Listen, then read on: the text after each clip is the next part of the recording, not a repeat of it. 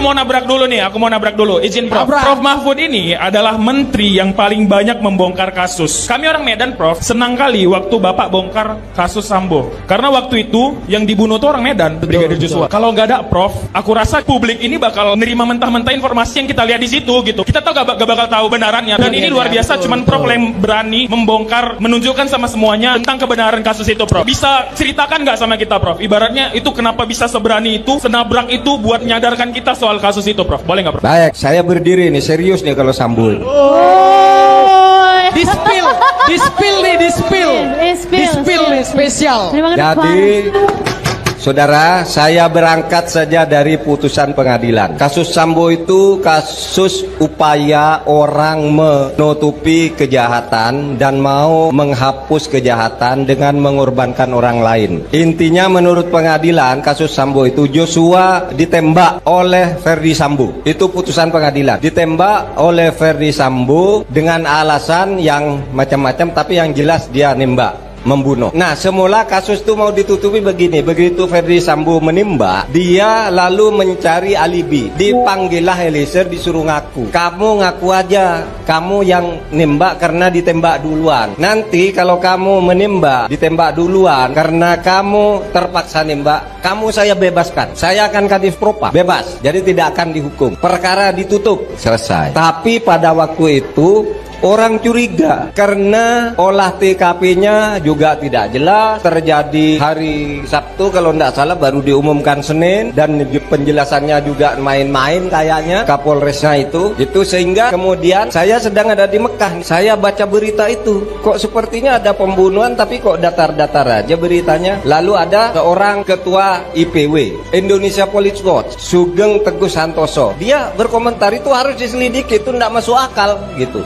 Nah, saya tertarik pada ini, lalu saya bicara ke media dari Mekah, ditelepon, iya itu harus diselidiki, itu tidak masuk akal. Masa ada orang tembak-menembak begitu, kemudian saya suruh selidiki. Terus muncul pengacara Kamarudin Simanjuntak yang mengadvokasi keluarganya. Dia berteriak-teriak, ini pembunuhan-pembunuhan. Tapi setiap lapor ke polisi mental, iya ditampung, dijanjikan ini, iya. Setiap lapor ke polisi, nampaknya sudah ada permainan di situ. Maka saya turun tangan, saya tanya, sesudah saya pulang dari Mekah, saya berkomentar, ini nampaknya bukan tembak-menembak, ini kayaknya pembunuhan, saya bilang. Oleh sebab itu diselidiki terus. Saya panggil Kompolnas, saya ketua Kompolnas, apa yang terjadi? Ketika saya di Mekah, Pak, begini-begini, bukan pembunuhan, enggak Pak, tapi ada berita Kompolnas itu dipanggil ke tempat Sambo di hari pada saat diumumkan pembunuhan itu. Sambo begitu datang ke Kompolnas nangis, waduh saya terhina kalau saya ada di situ tembak sendiri. Apa terhina, Bang? Pokoknya saya terhina sebagai polisi, saya terhina. Mau memberi kesan bahwa si Joshua ini melecehkan istrinya, padahal enggak. Lalu saya tanya ke Komnas HAM, sama jawabannya, enggak ada pembunuhan, sudah begini teorinya, begini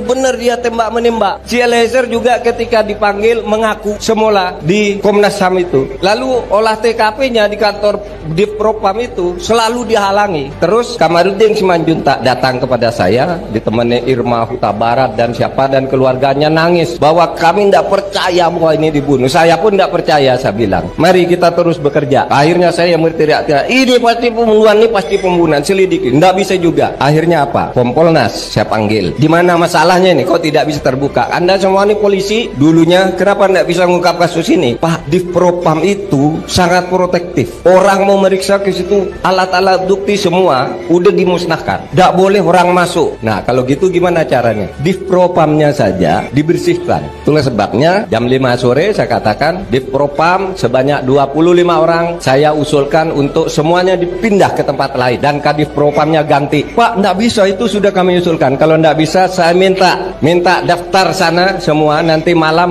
ini juga saya mau lapor ke Presiden untuk Presiden yang memberhentikan kalau Polri tidak mau memberhentikan. Jam 9 saya tunggu daftarnya itu. Nah, jam 8 mungkin pesan ini sampai jam 8 semua divisi Propam itu dipindah semua, bongkar.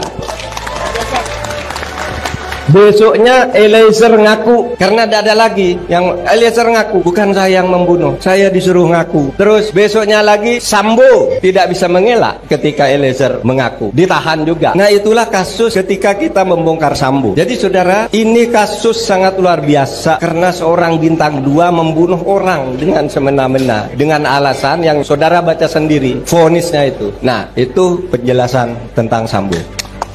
Jadi memang saya berani dan saya tahu juga sampai sekarang kalau saya tidak berteriak kasus itu hilang karena Eliezer sudah ngaku di Komnas HAM. Komnas HAM mengatakan tidak ada hubungan Sambo dengan ini. Komnas HAM juga ketipu. Wartawan diteleponi bilang gitu bahwa si Sambo ini didolimi, nangis hampir selamat dia, tapi pada akhirnya apa dia ngaku. Ya kata Kapolri kan, kok Sambo ketika ngaku ya siapa tahu bisa kan usaha juga namanya untuk tidak diketahui kan gitu kan. Nah itu saudara sekalian tentang kasus Sambo, dan ini kemudian merembet ke kasus-kasus lain. Mudah-mudahan kedepannya kita lebih berani untuk mengungkap hal-hal seperti ini, karena polisi, TNI, kejaksaan itu adalah alat negara dan alat pemerintah untuk menjamin tegaknya hukum dan keadilan.